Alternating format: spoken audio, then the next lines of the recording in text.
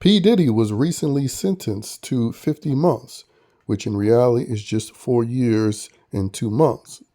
And more than likely, he won't even serve those full 4 months, maybe just 2 years. But anyway, in this video, I'm going to talk about how this will skyrocket his career, especially his street cred with the community, because Negroes like low-lives, degenerates, and criminals.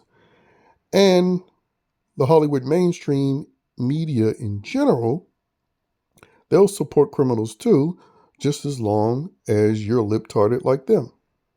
Now, some people will say, well, Diddy got off lightly, those who wanted to see him get more time. Those people will say he got off lightly because he's rich and famous. But in reality, if you've been paying attention to the news, Negroes that aren't rich and aren't famous at all, they've been getting off for far worse crimes like murder.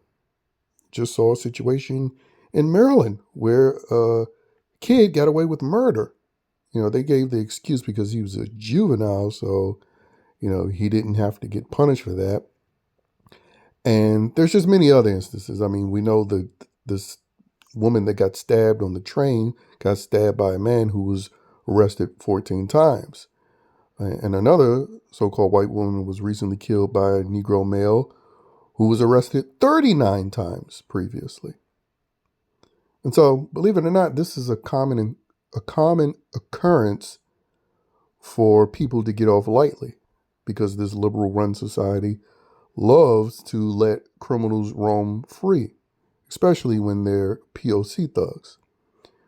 Now, when it comes to the Diddy situation, I said on my previous channel before he got deleted that more than likely he wasn't going to get, the punishment that R. Kelly got. Because you have to look at it with Diddy, not only was he famous, but he was very active politically. The Vote or Die campaign, rubbing shoulders and elbows with Hillary Clinton, Barack Obama. When Trump became a presidential candidate and the actual president, Diddy dropped that friendship and insulted him, just like every other sellout Negro celeb. And so he was in lockstep with the agenda. And I said, due to not just his celebrity, but his political connections, playing the libtard game, more than likely they were not going to let one of their own actually suffer behind bars. And it's always fun to see all of these people that love to claim to be activists for women, just like with the Chris Brown situation, come out and defend Diddy. Despite him being on camera beating the living hell out of a chick, those very same people that will claim that grabbing by the pussy offended them with Trump are perfectly fine with painting Diddy as the victim for beating the hell out of a woman on camera, doing far more than just grabbing them by the pussy, and not literally even doing it, talking about it. And then all of the sexual degenerate behavior that he engaged in, they portray it as some sort of, he's just an innocent freak. I mean, he's a freak, but he's still innocent. But again, people want to treat it like a criminal offense, hearing a man talk about grabbing vaginas, and thus taking every accusation that comes by way of some woman as 100% fact. Oh yeah, he was a rapist because he talked about grabbing vaginas. But Diddy isn't a rapist, or couldn't possibly be a rapist, despite all the detailed sexual degeneracy we know he engaged in. And we know, just in general, the entertainment industry is full of sexual predators. Ever since the early days of Hollywood, Shirley Temple, Baby Burlesque, they've been fully engaged in sexual predatorial behavior. And so when they pull out this RICO charge and it was just Diddy, I mean, we already knew this whole situation was essentially a movie. A television show, meaning none of it was real. None of it should have been taken seriously. But the fact is, for Diddy, it's making his name bigger than it was before he even got arrested. I mean, because obviously, Diddy's been famous for decades, but during a decades-long career, you have your highs and lows.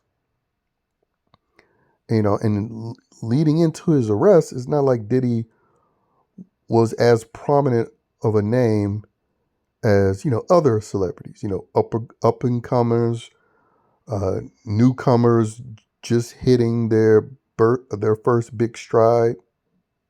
The Taylor Swifts of the world who's been in it for a while, but is still, reaching new heights.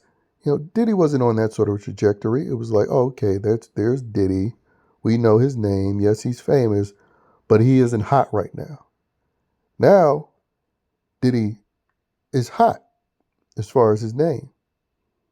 And when he gets out after this little spa vacation of a couple of years behind bars, his name will be even hotter. And with the vehicles of social media and, a lot of the mainstream resources that he has, I mean, he'll be able to do his own thing like we see the Kai Cenats of the world doing their own thing. But he'll be doing his own thing as Diddy. And so, yeah, he's going to get a lot of opportunities, through social media, and he will still have access through mainstream media as well. I mean, because again, we know they don't shy away from people that's actually been proven guilty of sexual assault. Case in point, Roman Polanski, who was still winning notable Hollywood awards, even though he was exposed for sodomizing a 13-year-old girl. And so, with Diddy, it'll be a similar thing, on top of the fact that, of course, the community will celebrate him. I mean, him being a rapper, first and foremost, you expect them to be criminals. It's just sort of a prerequisite to be a rapper, to actually be a criminal. Either proven on the record books you're a criminal, or highly suspected that you're a criminal that just hasn't been caught yet.